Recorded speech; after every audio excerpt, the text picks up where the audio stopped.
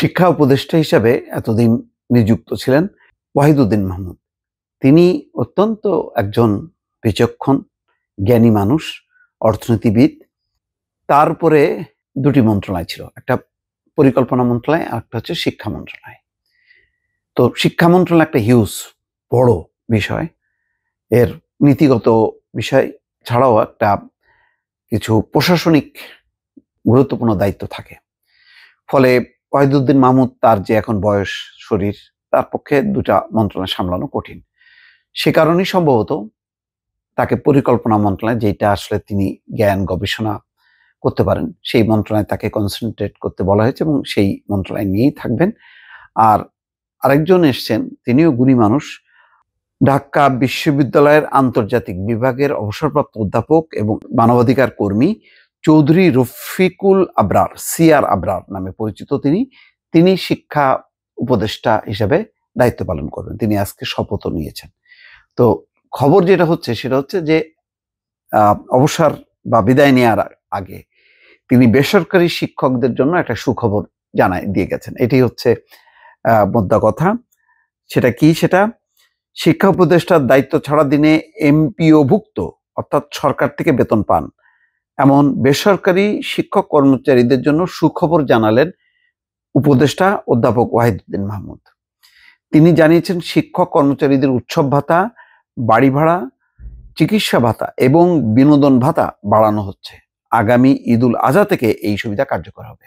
ভালো, শিক্ষকদের তিনি মূল্যায়ন করেছেন এবং নিশ্চয়ই অনেক ফাইল চালাচালির পর এটি অনুমোদন করাতে পেরেছেন। এতদিন শিক্ষা ও পরিকল্পনা উপদেষ্টা হিসেবে দায়িত্ব পালন করেছেন ওয়াহিদুদ্দিন মাহমুদ। আজ বুধবার শিক্ষা উপদেষ্টার দায়িত্ব পেয়েছেন ওই সিআর আবরার। এখন ওয়াহিদুদ্দিন মাহমুদ শুধু পরিকল্পনা মন্ত্রণালয়ে থাকবেন। বুধবার বেলা 11টার দিকে বঙ্গভবনে সিআর আবরারকে শপথ পড়ান রাষ্ট্রপতি মোহাম্মদ শাহাবুদ্দিন। এরপর সচিবালয়ে শিক্ষা মন্ত্রণালয়ে আসেন সিআর আবরার।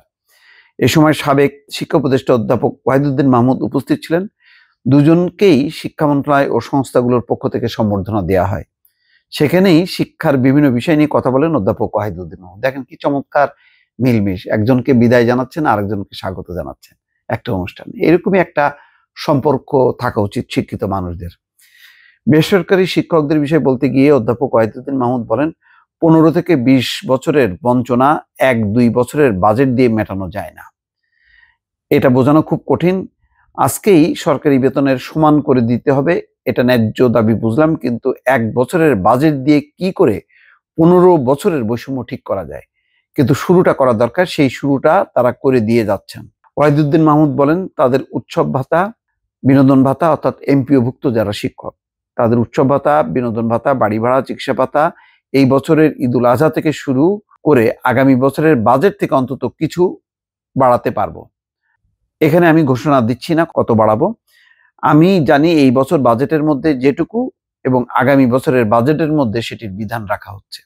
বেসরকারি এমপিওভুক্ত শিক্ষকদের অবসর এবং কল্যাণ ভাতার জন্য একটি তহবিলের কিছুটা এই বছরই তৈরি করা হচ্ছে বলে জানান পরিকল্পনা উপদেষ্টা ওয়াহিদুদ্দিন মাহমুদ। তিনি বলেন, এই বছরই কিছুটা তৈরি করা হয়েছে, আগামী বাজেটে আরো করা হবে।